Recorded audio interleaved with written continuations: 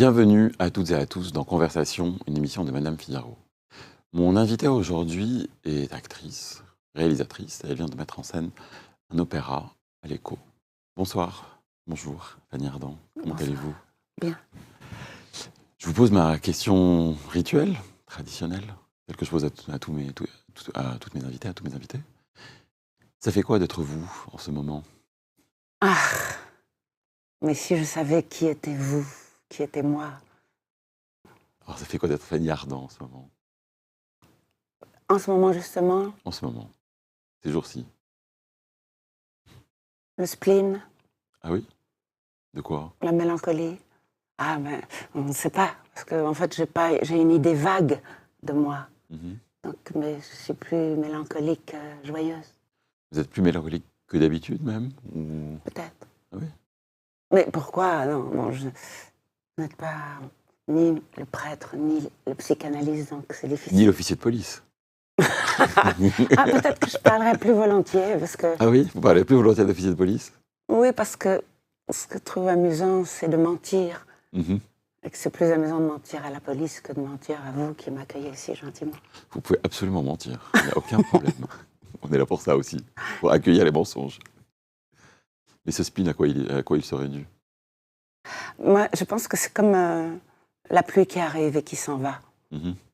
Donc, c'est des moments comme ça. Et puis, ça passe, comme vous savez, les nuages dans un ciel.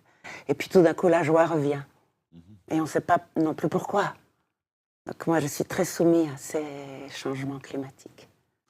Je vous propose, avant de poursuivre notre conversation sur tout cela, de regarder la petite bande-annonce de l'opéra que vous avez mis en scène. D'accord. On va regarder ça.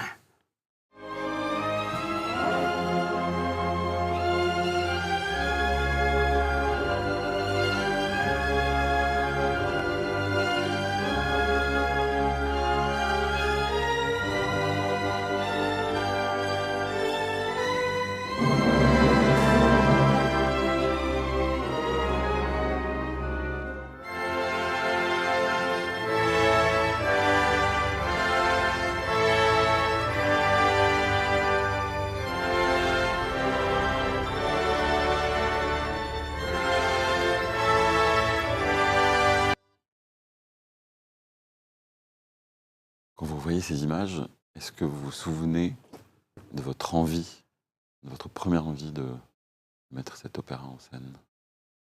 En fait, moi, j'ai jamais eu envie. C'est toujours quelqu'un qui m'a demandé. Et c'est C'était très... une commande? C'est l'Opéra National de Grèce qui vous a commandé? Il m'avait déjà demandé il y a quelques années et j'avais été très surprise et je l'avais proposé de mettre en scène Lady Macbeth du district de Minsk. Et il avait dit oui. Ça m'avait beaucoup étonnée. Et puis, quand il a recommencé, j'ai dit à l'Écho parce que j'ai envie de monter quelque chose que je n'ai jamais vu. Oui, je vous ai entendu déjà dire ça. Oui, parce que je suis vraiment un outsider dans l'opéra. Donc c'est comme s'il y a un début, un milieu et une fin. Je n'ai jamais voulu faire carrière dans l'opéra. Donc c'est comme si, vous voyez, on vous invite pour une danse, vous la dansez, et après vous dites à bientôt ou adieu. Mais vous n'en finissez pas de danser, en l'occurrence. Oui, et ça, parce que ça a commencé par Jean-Luc Choplin au Châtelet. Je me rappelle, c'était Véronique de Messager, puis après il y a eu Passion. Vous voyez, que tout d'un coup, comme Hans le joueur de flûte, qui... Et tout d'un coup, Et voilà. Donc vous dérivez dans l'opéra. Je trouve toujours que c'est ça la richesse de la vie, que tout d'un coup, on vous propose quelque chose à laquelle vous n'aviez pas pensé. Et donc, c'est toujours bien de s'engouffrer dans l'inconnu. Est-ce que vous êtes toujours prête à ça? Oui. Vous engouffrez dans quelque chose que vous ne connaissez pas? Absolument. Mais l'opéra, c'est quelque chose que vous connaissiez tout de même? Oui, je la connaissais en tant que celui qui est assis dans son fauteuil. Oui. Et je la connaissais depuis très jeune. J'avais toujours aimé ça, et en même temps avec des grands moments d'ennui. C'est comme s'il fallait accepter de s'ennuyer? Oui. Oui. Comme par exemple, c'est très rare de s'ennuyer au cinéma, alors que c'est très fréquent de s'ennuyer à l'opéra et au théâtre. Parce que c'est un spectacle vivant. Donc il y a quelque chose de l'ordre de l'alchimie ou de la magie qui fonctionne. Et ça, c'est ce que je trouve assez magique dans le spectacle vivant.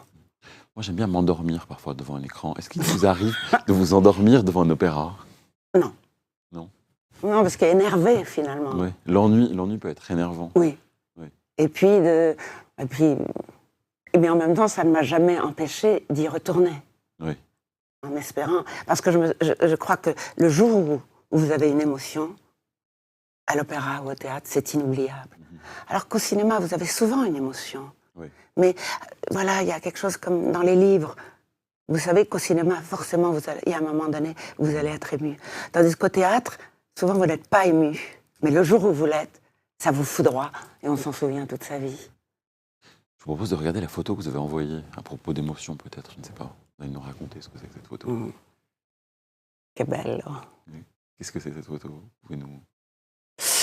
Moi, j'aime les solitaires, j'aime ceux qu'on ne peut pas attraper, ceux qui sont libres. Je crois que c'est arrivé depuis que, vous savez, à l'école, on apprenait le loup et le chien, la fable de La Fontaine. Et que c'était comme si, dès le départ de votre enfance, après votre adolescence, vous alliez choisir. Ah oui? Ce que vous allez être? Oui. Et moi, j'ai choisi le loup. Ah oui? Donc ça, c'est quasiment une image de votre enfance? Oui, ou de tout.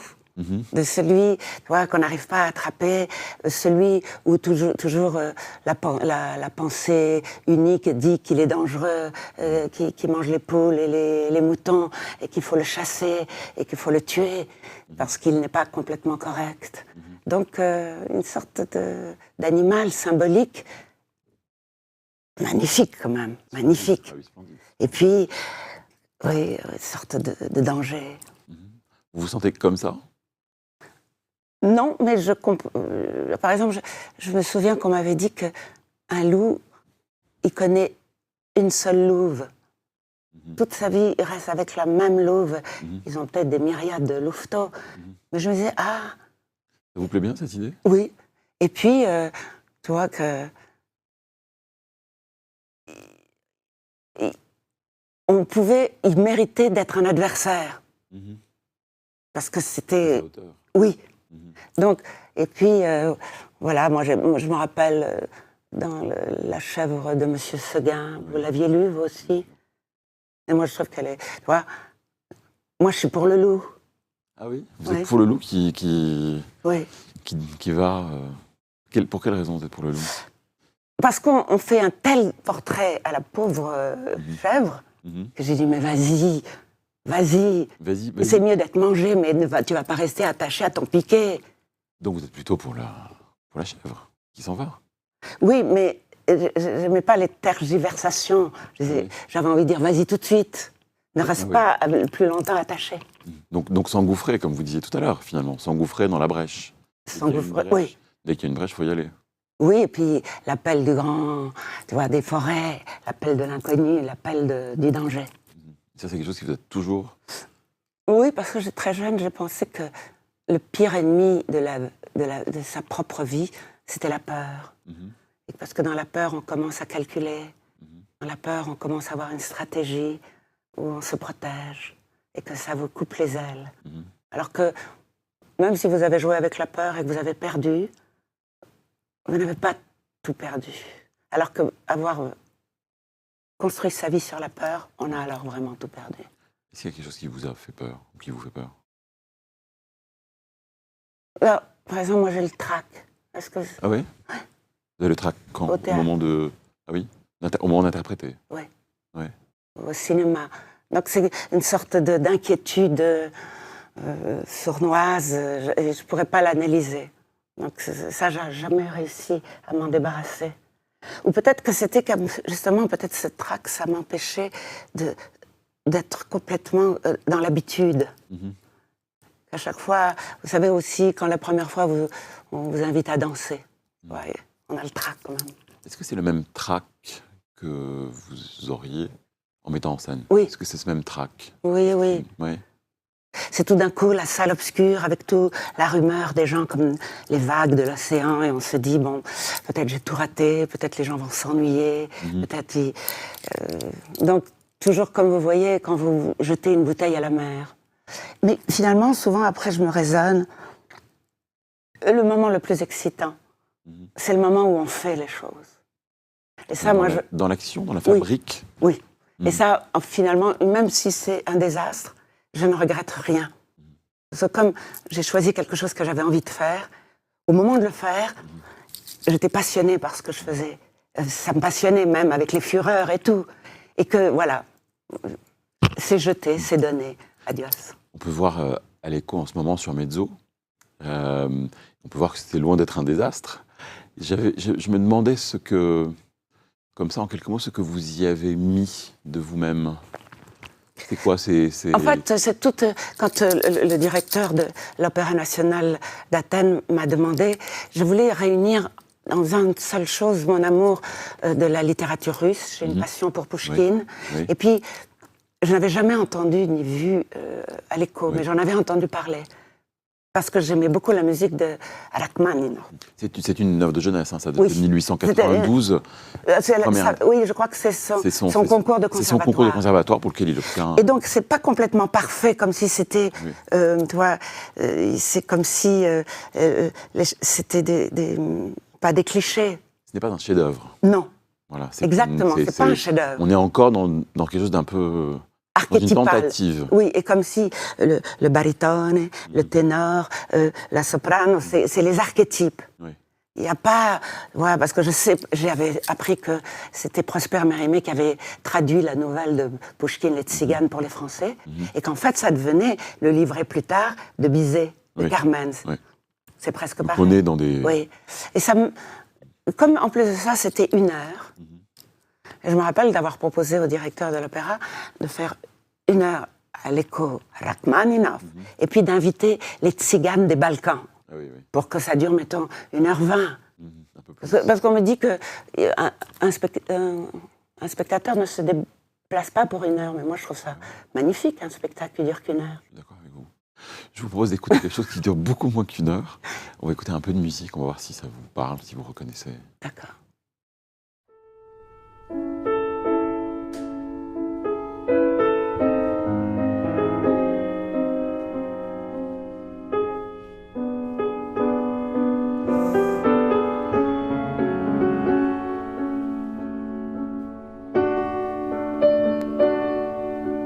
Est-ce que ça vous plaît déjà? Oui, beaucoup. C'est le Prélude pour la main gauche d'Alexandre Scriabine, compositeur russe. Je me demandais d'où viennent ces affinités-là pour cette musique-là. Vous avez parlé. Moi, j'aime les excès. Oui. J'aime le fait de l'amour et de la mort. J'aime la violence. J'aime tout ce qui est exacerbé, ou toutes les choses de l'âme humaine qu'on ne comprend pas. Parce que moi, je l'ai lu très jeune, par exemple, L'Idiot. Oui. Je l'ai lu très très jeune et je me disais, mais j'avais une admiration pour ce personnage, mais j'aimais aussi Rogojine, qui était son opposé. Le côté noirceur de l'âme, le côté... Donc, je crois que j'ai aimé les Russes parce que tout était passionné. Et après, j'ai aimé l'histoire russe. Oui. Je trouvais que quand vous apprenez l'histoire russe, vous vous ennuyez jamais par rapport aux démocraties de l'Europe où on s'ennuie au bout d'un moment. Ah oui. Oui. Vous voulez dire que c'est fait de beaucoup plus de violence en Russie? Oui. Oui. De contraste. Ou moi, j'aime les utopies. Moi, j'ai aimé la révolution bolchevique. Oui. Parce que, pour quelle raison? Parce que c'était comme un rêve. On proposait quelque chose qui était, voilà, tout le monde serait égal, ce serait la terre pour tous, les usines pour tous, la culture pour tous. Et puis, je pense que tout système politique, quel qu'il soit, se corrompt. Parce que le pouvoir corrompt. On l'a vu avec la Russie, évidemment. Voilà. Et donc, mais que... après, il y a eu, par exemple, quand il y a eu la chute du mur de Berlin, la liberté, puis après, c'est retombé aussi dans l'excès des... Enfin, moi, j'aime que la vie, il y ait des excès. Parce que sinon, si tout reste un peu plat, comme ça, que chacun vous parle de ses prochaines vacances... Des utopies, des excès. Oui. Un peu les deux. Oui, mais parce que vous voyez, les utopies, même... Regardez les utopies de la Révolution française. Mais elle s'est dévoyée. Oui. Alors que c'était des grandes idées. Et moi, j'aime l'idée qu'il y ait eu des gens qui se sont battus pour des grandes idées. On va écouter un autre morceau.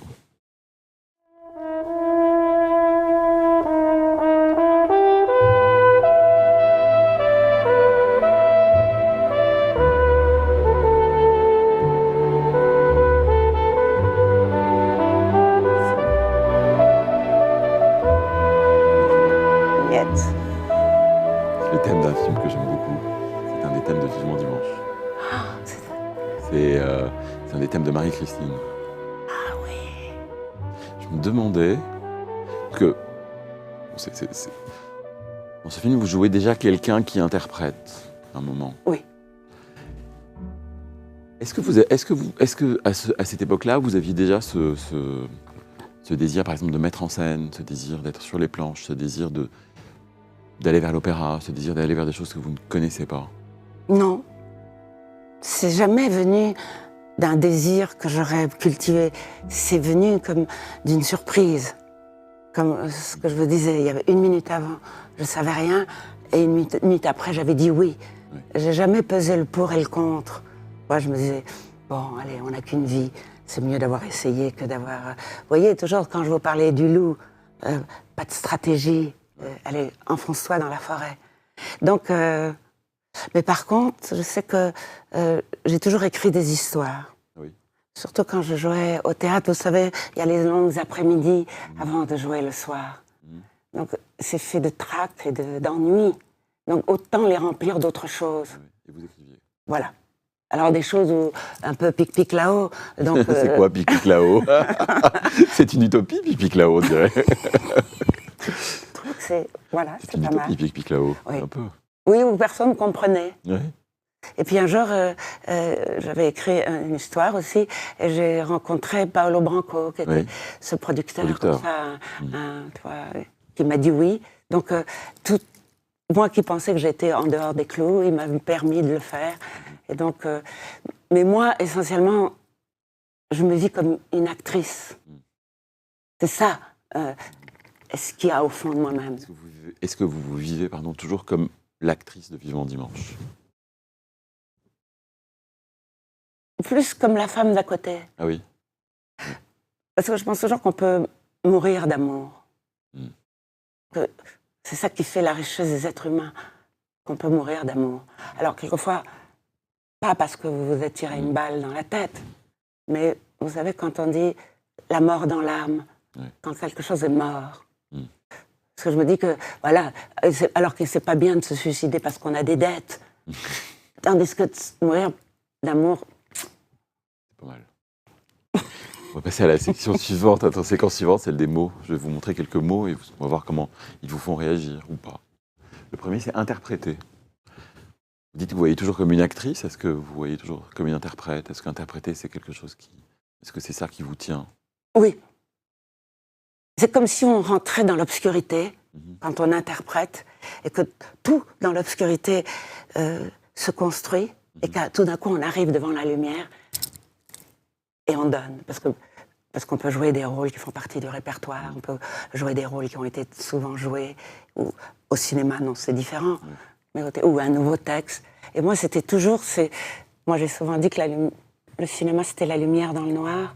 Je trouvais que toujours arriver sur scène, c'était comme apporter la lumière. La brèche encore. Le mot suivant. Souvenir. Que faites-vous de vos souvenirs? Mamma mia. Est-ce que vous en faites quelque chose? Oui. Ah oui, mais je suis plein. Ah oui? Ouais. Moi, je suis comme les fous. J'oublie rien. N'oubliez rien? Vous n'effacez rien? Non. Et qu'est-ce que vous en faites? Alors, tu vois, ils reviennent épars, ils reviennent en boomerang. Il y a ceux qui font mal, et puis il y a ceux qui rient. Et puis, il y a la mélancolie. Quand on parlait de la mélancolie, j'ai aimé mon enfant, j'ai aimé les maisons, j'ai aimé les forêts. Et tout ça est intact. Ah oui. Vous vivez en permanence avec tout ça? Oui. Alors, on dit, il faut pas se retourner en arrière, mais c'est eux qui arrivent en avant. Oui. C'est comme si, finalement, j'étais construite de tout ça. Du pire et du meilleur, de la folie. Vous êtes toujours dans une... Oui. Très bien. Le mot suivant. Liberté. Vous parlez beaucoup de liberté. Comment, en peu de mots, définissez-vous votre liberté? Est-ce que c'est le loup de tout à l'heure? En fait, le mot de la liberté, il arrive toujours face à la sécurité. Oui. Dès que vous vous opposez à la sécurité, vous voyez le poids de la liberté. Il faut toujours l'ombre pour faire vivre le soleil. Oui. Et que je pensais que une des plus grandes richesses de l'être humain, c'est sa liberté. Mais pour tout. Parce que, vous voyez, moi, ce que j'aime dans les êtres humains, c'est quand ils sont contradictoires, parce que ça veut dire qu'ils sont libres. Ils n'ont pas opacifié les choses qui pourraient leur porter préjudice dans la liberté d'expression, dans les libertés de comportement. Et surtout, moi, je me dis toujours, le monde est vaste, il y a de la place pour tout le monde. Donc, les êtres libres, pour moi, c'est comme, voilà, c'est comme le feu. C'est une utopie, la liberté. Non. Très bien. Le mot suivant. Heureuse. Alors, pas tout le temps, mais j'aurais jamais... On ne peut pas le définir avant. On peut le définir après. Et alors, après, avant cette émission, est-ce que vous l'étiez heureuse? Niet. Niet. Et puis là, tout d'un coup... Et là, oui. tout d'un coup... Non, mais parce que, en fait, moi, je crois beaucoup à la vertu de la conversation. Oui.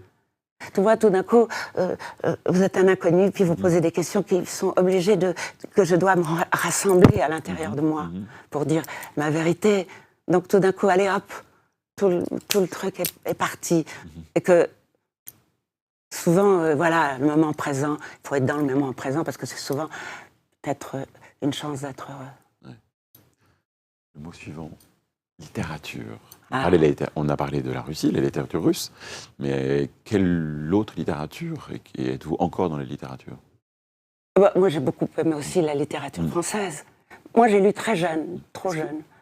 Est-ce que vous êtes une actrice littéraire? Mais définissez-moi une actrice littéraire. J'ai l'impression que c'est comme si vous étiez un personnage vous-même, un personnage de littérature perdu dans le cinéma. Pas mal. Mais parce qu'au fond, je sais pas, quand on grandit, ce que je vous ai dit, que moi, ma folie, c'était que j'oubliais rien. Donc, j'ai rien oublié des grandes héroïnes de Balzac, ou même les personnages de Proust, ou vous voyez les trucs de Rimbaud, de Baudelaire. Donc, on traîne tout ça avec soi. Donc, la littérature, moi, elle m'a ouvert la vie. Un dernier mot, bientôt. On attend quoi bientôt, après cet opéra? Quel autre... Un autre opéra? Une autre... Niet.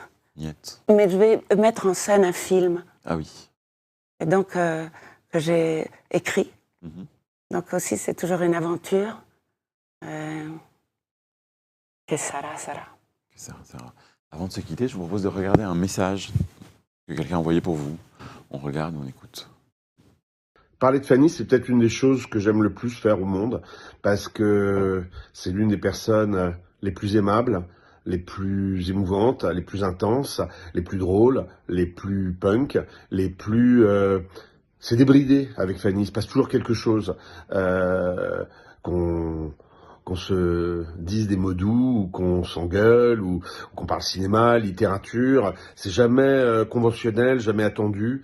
C'est quelqu'un qui vous pousse à donner le meilleur de vous. Moi, j'ai travaillé 4 fois avec Fanny, 3 pièces de théâtre et puis un film, Les Rois de la Piste, sorti cette année. Et j'ai vu que pour elle, on se dépasse tous, les uns les autres. La vie est plus belle avec Fanny, et ma question serait, Fanny, est-ce que vous voulez m'épouser? Je vous embrasse. Ma certo. Quelle gentillesse. Punk alors? Mais j'ai jamais bien su ce que ça voulait dire, punk. Moi, je croyais que c'était une façon de se coiffer. Pas forcément. Pas forcément, c'est une attitude. Contre? Pas forcément contre, mais un peu de travers peut-être. Oblique. Oui. Ou qui inventent des choses qui ne sont pas forcément dans la norme. Alors, ça me plaît. Ça vous plaît? Ouais. Moi, je pensais que c'était parce qu'il fallait avoir des cheveux orange. Pas forcément, pas forcément. Est-ce que vous diriez que Marguerite Duras était punk? Je pense qu'elle l'était dans son jusqu'au boutisme, peut-être. Moi, quand vous me parliez de la littérature, moi, quand j'ai connu cette femme, c'était comme si elle ouvrait les objectifs des choses que je n'avais pas assez ouvertes. Je trouve que, par exemple, lorsque Marguerite Duras écrit sur la mer qui lui fait face à Trouville, plutôt que d'écrire sur l'actualité pour Libération, par exemple, c'est un geste assez punk. Oui. Mais est-ce que vous ne trouvez pas que cette époque était punk, que le type de Libération lui dise « écrivez ce que vous voulez ». Oui, ça se passe encore parfois. Ah oui? Moi, je ne lis plus les journaux. Relisons les journaux alors. On y trouvera peut-être des utopies. Merci beaucoup. Non, merci à vous. Merci pour cette conversation. Merci d'avoir été là. Merci de nous avoir écoutés. Et à la semaine prochaine pour une autre conversation.